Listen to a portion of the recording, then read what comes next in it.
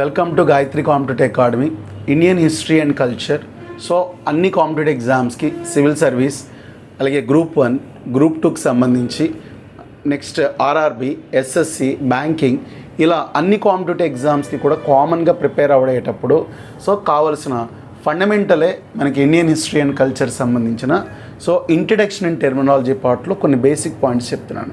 అయితే చాలామంది ఏంటంటే కనుక ఇంట్రడక్షన్ అండ్ టెర్మినాలజీ టాపిక్ అనేది బేసిక్గా మనం చూడడం జరుగుతుంది. అయితే దాన్ని ఎలా యూటిలైజ్ చేయాలి అనేదే మనకి ఇక్కడ చాలా ఇంపార్టెంట్ విషయం అండి. అంటే ఇప్పుడు ఫండమెంటల్స్ నేర్చుకున్న తర్వాత ఫండమెంటల్స్ని ఇండియన్ హిస్టరీకి సంబంధించిన సబ్జెక్ట్ మోటోలో దాన్ని ఏ విధంగా యూటిలైజ్ చేయాలనేది చాలా చాలా ఇంపార్టెంట్. సో అవి మనం ఇక్కడ ఏంటంటే ప్రాక్టికల్గా చెప్తాను, రైట్. అయితే ఇండియన్ హిస్టరీ అండ్ ఇంట్రడక్షన్ టాపిక్లో మొట్టమొదటి నేను చెప్పేది ఏంటంటే so history, what is history ఒకటి చెప్తా. So culture, what is culture means సంస్కృతి. సో హిస్టరీ చరిత్ర, సో కల్చర్ సంస్కృతికి సంబంధించిన విషయాలు, సివిలైజేషన్ నాగరికత, నెక్స్ట్ డివిజన్ ఆఫ్ హిస్టరీ చరిత్ర విభజన, అలాగే so source of history archaeological sources and bibliographic sources. అయితే సో మొదటిగా మనం ఏంటంటే history. So it's an historia అంటే హిస్టోరీ అనే గ్రీక్ వర్డ్ నుంచి రావడం జరిగిందండి. సార్ హిస్టోరీ అనే గ్రీక్ వర్డ్ నుంచి రావడం అనేది సో హిస్టోరియా అంటే what is an meaning in the English. So ఏంటి అర్థం? అబ్జర్వేషన్, ఎంక్వైరీ, రీసెర్చ్ అంటే పరిశీలన చేయడము. సో పరిశీలన చేయడం, పరిశోధన, అన్వేషణ, ఇలా మనకి విభిన్నమైన తెలుగు అర్థాలు కూడా మనకి కనిపించడం జరుగుతుంది. అయితే సో ఇది హిస్టోరీ అనే గ్రీక్ వర్డ్ ఎందుకు అక్కడి నుంచి తెచ్చుకున్నామంటే కనుక సో ప్రపంచంలో అసలు చరిత్రను లిఖించడం మొట్టమొదట ప్రారంభించింది గ్రీక్సే. అయితే ప్రపంచంలో మిగతా సంఘటనలో జనరల్గా యాదృచ్ఛికంగా అక్కడ ఆర్కలాజికల్ బిబ్లియోగ్రఫిక్ సోర్సెస్ వల్ల మనకి చరిత్ర అనేది నిర్మాణం జరిగిపోయింది. కానీ ఇక్కడ ముఖ్యంగా గమనించవలసిన విషయం ఏంటంటే హిస్టోరియా హెరిడోటస్ అనే వ్యక్తి హిస్టోరియా బుక్ రాస్తాడు. అంటే పర్షియన్స్కి గ్రీకులు యాన్షియంట్ పీరియడ్లో పర్షియన్స్కి గ్రీకులకి మధ్య యుద్ధాలు జరిగేవి. ఈ పర్షియన్స్కి గ్రీకులకి మధ్య జరిగిన యుద్ధాలను సో హెరిడోటస్ హిస్టోరియా అనే ఒక పుస్తకంలో రాశారు. అంటే అక్కడ జరిగిన ఈవెంట్ను ఒక రికార్డ్ రూపంలో ఫస్ట్ టైం మనకి లిఖించడం జరిగింది. అది హిస్టోరియా. అనదర్ ఇంపార్టెంట్ ఏంటంటే ఎక్స్క్లూజివ్. అంటే దీన్ని మీకు బాగా అర్థమయ్యేటట్టు చెప్పాలంటే మీ ముత్తాత గారు సో మీ పూర్వులు ఏం చేశారో ఎలా చేశారో తర్వాత ఇది నా మునిమనవడికి ఈ పుస్తకం చేరాలని ఒక పుస్తకం పూర్వాంశాలు రాసి ఆ తర్వాత ఆ పుస్తకాన్ని నువ్వు కంటిన్యూ చేసుకొని చెప్పి మీ ముత్తాత గారు కనుక ఒక బుక్ రాసిచ్చి ఆ బుక్ని కంటిన్యూ చేస్తుంటే వంశక్రమము అది మీకేమవుతుందంటే మీ యొక్క హిస్టరీకి సంబంధించిన రికార్డెడ్ ఎవిడెన్స్. అంటే ఎక్స్క్లూజివ్ మీరు ఎలా వచ్చారు ఏంటని చెప్పడం. అలా కాకుండా మీ ముత్తాత గారు ఆయన ఉపయోగించిన టైప్ రైటరో లేదా ఆయన చదివి వదిలేసిన ఒక పుస్తకం అయితే ఆర్కలాజికల్ సోర్సెస్. అంటే అది నువ్వు వాడవో ఆయనకి తెలియదు, బట్ ఆయన క్లియర్ కట్గా రాయడం. అలాగ మనకి గ్రీకులకు సంబంధించింది ఏంటంటే కనుక ఈ హిస్టోరీ అనే సో గ్రీక్ పదం నుంచి రావడం జరిగింది. అంటే ఇక్కడ మనం చెప్పాలి అంటే హెరిడోటస్ ఈ వర్క్ చేశారు. ఇంకా బాగా మీకు దీనికి ఒక బెస్ట్ ఎగ్జాంపుల్ చెప్తాను. ఏంటంటే లక్ష్మిని పరిపాలించే రాజుల్లో ఉత్పల, కర్కోటక, లోహర్ వంశీయులు ఉంటారు. ఆ రాజవంశీయుల దగ్గర కలహనుడు అనే 12వ శతాబ్ద కాలంలో ఒక ప్రసిద్ధమైన కవి ఉంటాడు. అంటే కలహనుడి రాజతరంగిణి. అంటే రాజతరంగిణి అనే ఒక పుస్తకాన్ని మొట్టమొదటిగా మన చరిత్రలో ఒక రాజుకు సంబంధించిన రాజవంశాల వరుస రాజులకు సంబంధించిన విషయాలు రాసేటప్పుడు అంటే అసలు కాశ్మీరీ దగ్గర ఎంతమంది కవి పండితులు ఉన్నారు, సంస్కృత పండితులు ఉన్నారని సో వాళ్ళ యొక్క పాండిత్యం గురించి రాయడం కోసం కలహనుడు రాశాడు. అంటే పొయిట్స్ యొక్క హిస్టరీ అనమాట. పొయిట్స్ యొక్క హిస్టరీ అంటే మరి పొయిట్స్ ఎక్కడ ఉంటారు? రాజు దగ్గర ఉంటారు. కాబట్టి ఈ రాజుల గురించి కూడా వరుసగా రాయబడిందే కలహనుడు రాజతరంగిణి. అంటే మీకు చెప్పిన ఇందాక ఒక అద్భుతమైన ఉదాహరణ ఏంటంటే ముఖ్యమైన ఉదాహరణ, ఎలాగైతే మీ తాతగారు మీ పూర్వచరిత్రను రాసి మీకు అప్పచెప్పి నువ్వు కంటిన్యూ చెయ్యన్నారో అలాంటి బుక్ హెరిడోటస్ అయితే అలాగా మన భారతదేశంలో కలహనుడు రాసిన రాజతరంగిణి కూడా అంత ముఖ్యమైనది. కాబట్టి సో మనకి సో హిస్టరీ అనేది హిస్టోరియా. సో హిస్టోరియాలో మనకి అబ్జర్వేషన్, ఎంక్వైరీ, రీసెర్చ్ అనేసి అని కనిపిస్తాయి. అయితే ఇక్కడ మీకు అసలు అబ్జర్వేషన్ అంటే ఏంటి, ఎంక్వైరీ అంటే ఏంటి, రీసెర్చ్ అంటే ఏంటి? సో ఇవి కూడా మీకు చెప్పడం జరుగుతుందండి. అంటే ఇక్కడ ఏం లేదండి.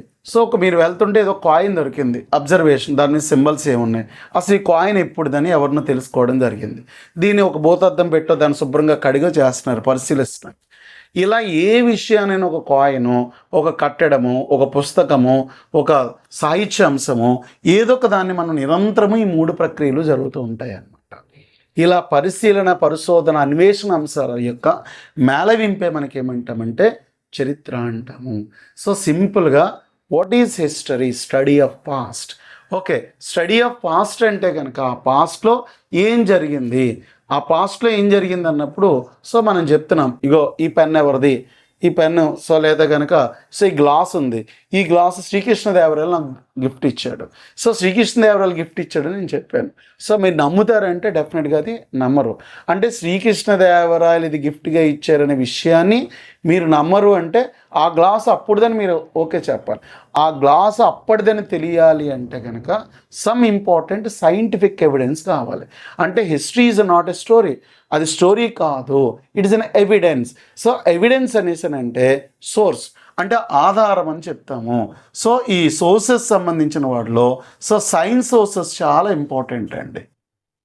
సైన్స్ సోర్సెస్, ఆ సైన్స్ సోర్సెస్లో సో కార్బన్ డేటింగ్ మెథడ్, ఆర్కియాలజీకి సంబంధించిన method, so numismatic methodology, numismatic సంబంధించిన విషయాలు చూడడము, ఎపిగ్రఫీ చూడడము, ఇలా అవన్నీ ప్రూవ్ అయిన తర్వాత ఒక అప్లికేటెడ్గా చెప్తామన్నమాట. అంటే దాన్ని ఎలాగ ప్రూవ్ చేయాలనేది నేను వివరంగా ఒక ఎగ్జాంపుల్ కూడా మీకు వివరించడం జరుగుతుంది అన్నమాట. ఎగ్జాంపుల్ అంటే దీన్ని బాగా చెప్పాలంటే సో ఈ కాయిన్ ఇందాక చూపెట్టిన ఈ గ్లాస్ ఎప్పుడుది అంటే మనం కొన్ని డిఫరెంట్ సైన్సెస్ ఉంటాయి. కార్బన్ డేటింగ్ మెథడ్ అంటే C14, ఈ కార్బన్ లెవెల్స్ తగ్గుతున్నాయంటే రైట్ ఆ కాలం నాటిది, అందు మీద ఏదో అక్షరాలు రాసున్నాయి కాబట్టి దాన్ని ఎపిగ్రఫీ సో అందులో పలియోగ్రఫీ అంటే పురాతనమైన రాత. సో అందులో మనకి ఏంటంటే ఏదో ఒక ప్రత్యేకమైన రాగిరేకు దాని మీద అంటించుంది అంటే ఎపిగ్రఫీ. ఇలా అన్ని శాస్త్రాలను పరిశీలన చేసుకుని ఉపయోగించుకుని అప్పుడు శాస్త్రబద్ధంగా నిరూపించబడిన జ్ఞానం అంటే scientifically proved data is called history. History is not a story, అది ఎట్టి పరిస్థితిలో స్టోరీ అవ్వదండి. అలా మనం చరిత్రలో ప్రతి రాజవంశం గురించిన సైంటిఫిక్ ఎవిడెన్సెస్ ఉంటాయి. ఆ సైంటిఫిక్ ఎవిడెన్సెస్ మనం సోర్సెస్ అని చెప్తాం. That is called archaeological bibliography. అంటే బిబిలోగ్రఫీ ఆర్కియలాజికల్ వస్తే సైన్స్ వచ్చినట్టు కాదు, remaining science part carbon dating, anthropology, so ఇలా చాలా ఇంపార్టెంట్ న్యూమస్మేటిక్, ఇలా చాలా విషయాలన్నీ కూడా తెలియాలి. అది ఏమేమి అంశాలు ఉంటాయనేది కూడా మళ్ళీ నేను ఇక్కడ వివరిస్తాను. సైంటిఫిక్ అప్రోచ్కి కల్చర్, వాట్ ఈజ్ కల్చర్ అనేసి అని చెప్తామన్నమాట. సో కల్చర్ అనేసి అన్నట్లయితే కనుక వాట్ వి ఆర్, మనం ఏ విధంగా ఉంటామో చెప్పబడేదాన్ని కల్చర్ అంటాము. So what we are is call culture. అంటే ఏంటి? మన యొక్క వేషధారణ, మన బట్టలు, సో మన ఆహారపు అలవాట్లు, సో లేదా మనకు సంబంధించిన జీవనము, అంటే సో మనం ఏ పరిసరాలను నివసిస్తున్నాం, ఎలాంటి వాతావరణం తట్టుకుంటున్నాం, సో భాష, లిపి, సంస్కృతి, ఆచారాలు, అలవాట్లు, కట్టుబాట్లు. The culture what we are is call culture. Culture is nothing but the simply the script, another important food, dress, language, these all the things are called the culture. అంటే అన్ని థింగ్స్ కూడా కలిపితేనే మనం ఏమంటామంటే కల్చర్ అని చెప్తామండి. అయితే sir culture అంటే what we are అంటే ఒక వ్యక్తిని మనం చూసి ఆయన సో ఏ విధంగా ఉన్నాడో దాన్ని బట్టి అతను మనం డిస్క్రిమినేట్ చేయొచ్చు, అంటే సో ఐడెంటిఫై చేయొచ్చు. సో ఐడెంటిఫై చేయడం అనేది మనకి ఇది ఏర్పడేది ఏంటంటే కల్చర్ పార్ట్ ద్వారానే జరుగుతుంది. అయితే ఇక్కడ మీకు ఒక్కసారి ఒక ఎగ్జాంపుల్ చెప్తాను. ఏంటంటే ఏదైనా ఒక పని చెప్పారనుకోండి, ఏంటి ఏదైనా కార్యక్రమం మొదలుపెట్టేటప్పుడు దీప ప్రజ్వలన చేస్తారు. దీప ప్రజ్వలన ఎందుకు చేస్తారండి అని అడిగితే సో మంచిది, సో జ్ఞానము, లేకపోతే ఇంకా చెప్తారు. అంటే మనకి పూర్వకాలంలో కానీ ప్రస్తుతం కానీ ఏ పని చేసినా దీప ప్రజ్వలన చెయ్యి అంటే నువ్వు వెలుతురు వచ్చాకే ఏదైనా చేయగలవు. సో ఆ వెలుతురు పుట్టుకకు ఆధారమే మనకి మధ్యయుగంలో కనుగొన్న నిప్పు. అంటే నిప్పు అనేది మనిషి జీవితాన్ని ఏం చేసిందంటే క్రూరముగాల నుంచి రక్షించింది. సో ఆ క్రూరముగాల నుంచి రక్షించడానికి సో మెసోలిథిక్ ఏజ్ అంటే మధ్యశిలాయుగంలో నిప్పు కనుగొన్నారు. అంటే నిప్పు కనుగొనడం అనేది అంత గొప్పది అంటే కనుక అసలు ప్రపంచ చరిత్రగతిని, మానవ చరిత్రని మార్చేసిందండి నిప్పు. అంటే ఇక్కడ మీకు అర్థం అవ్వాల్సింది ఆ నిప్పు అనే ఒక అంశం కనుక మనం ఉపయోగించుకుని సో ఏం చేసామంటే క్రూరమృగాల నుంచి రక్షించుకున్నాం. సో దాన్ని కాల్చుకొని తినడానికి ఉపయోగపడడం జరిగింది. గుహల్లో వెలుతురు కనిపించింది. ఇన్ని కారణంగా ఆ నిప్పు అనేది మనం ఎప్పుడు ప్రొటెక్ట్ చేయాలి, ప్రిజర్వ్ చేయాలి. కాబట్టి సో మనం జ్యోతి ప్రజ్వలన చేయడం అనేది అవర్ కల్చర్. అలాగే ఇంటి దగ్గర సంబంధించిన వాటిలో ఇంటి దగ్గర మనకి ఏంటి ఉంటాయంటే కనుక తిరగలి, సన్నికాల పత్రం. పూర్వం వాళ్ళు ఏంటి ఏ శుక్రవారం రోజు లేచి దాన్ని శుభ్రం చేసి పసుపు రాసి సో కుంకుమ పెట్టి దండం పెట్టుకుని అమ్మా నువ్వు గౌరీ తల్లికి చల్లగా కాపాడు, ఈశ్వరా చల్లగా కాపాడు అని చెప్పి దండం పెట్టేవారు పూర్వం. ఇప్పుడు మన గ్రైండర్కి మిక్సీకి దండం పెట్టలేమనుకోండి, వేరే సంగతి. అయితే సో అలా ఇక్కడ అందులో కూడా రాళ్లే ఉన్నాయి. అంటే మానవుడికి ఆహారాన్ని మెత్తగా తయారు చేసి చాలా అద్భుతంగా తినదగేటట్టుగా ఏర్పాటు చేసి చక్కని అరుగుదల ఇవ్వడానికి కారణమైన మన భాషలో చెప్పాలంటే కాంచన మిక్సీ, గ్రైండర్. కాబట్టి మనము ఈ రాయి అనేది మనం ఏంటంటే అరే బాబు రాయిని జాగ్రత్తగా చూడు అంటే ఎవడు చూడండి. రాయిని శివుని చేసేయాలి ఆటోమేటిక్గా. సో శివుడిని పార్వతి అని చెప్పగానే ఆటోమేటిక్గా వాటికి దండం పెట్టుకోండి. బాబు ఇది ముట్టుకుంటారా నీకు పెళ్ళి అవ్వదురా నాయన అన్నారు అనుకోండి, మానేస్తారు తనడం. అదే కనుక సో మనం ఎప్పుడైనా మనం గ్రైండర్ మీద మిక్సీ మీద కాలెట్టి కూర్చుంటామండి ఇంట్లో, ఇప్పుడు కూర్చోం కదా. అదేవిధంగా సో మన పూర్వీకులు కూడా మన యొక్క సన్నికల పత్రం మీదో సో లేకపోతే కనుక తిరగల మీదో సో లేకపోతే కనుక రోకలి వాటికి సంబంధించిన వాటి మీద తన్నడం కానీ కూర్చోవడం కానీ చేసేవారు కాదు. ఎందుకంటే it's give the processing of food. అంటే ఈరోజు ప్రాసెసింగ్ ఫుడ్లన్నీ ప్యాకెట్లు అమ్మేస్తున్నారు. మరి ఆ రోజు ప్రాసెసింగ్కి కావాల్సిన రా మెటీరియల్ దాన్ని ఎవడో తన్నుకోడు. కాబట్టి మన సంస్కృతి ఏంటంటే కనుక ఈ యొక్క సో రాళ్ళకు సంబంధించి అంటే మన రాళ్ళుగా మన వాళ్ళు ఫీల్ అయ్యే సన్నికల పత్రం, తిరగలి, రోకలి సో ఇలా అన్నీ కూడా రుబ్బురోలు వీటన్నిటినీ కూడా మనం ఏంటంటే ఆరాధించడం జరుగుతుంది. అంటే మన కల్చర్ రాయిని ఆరాధించింది అంటే అలా కాదండి. సో రాయిని ఆరాధించడం అంటే రాయి మనకు ఉపయోగపడింది. కాబట్టి కల్చర్ అంటే వాట్ వి ఆర్, మనం ఏం చేస్తున్నాం అంటే రాయికి దండం పెడుతున్నాం. రాయికి దండం పెడుతున్నాం అంటే మన ప్రాసెస్. ఆ రాయి అనేది ఏంటంటే లిథోస్పియర్. లిథోస్పియర్ ఉంటేనే మిగతా సిస్టమ్ అంతా డెవలప్ అవుతుంది. లిథోస్పియర్ మీద హైడ్రోస్పియర్, హైడ్రోస్పియర్ మనకి అట్మాస్ఫియర్. లిథోస్పియరు, అట్మాస్ఫియరు, హైడ్రోస్పియర్ ఈ మూడు ఉంటేనే సో దాని స్ట్రాంగ్గా అవుతుంది. అంటే తిరుపతి వెళ్ళేటప్పుడు రాళ్ళు పెట్టు అంటే ఏంటి, తిరుపతి యొక్క కొండ ఎక్కడా వీక్ అవ్వకుండా ఉండకుండా రాళ్ళు పెట్టు అన్నారు.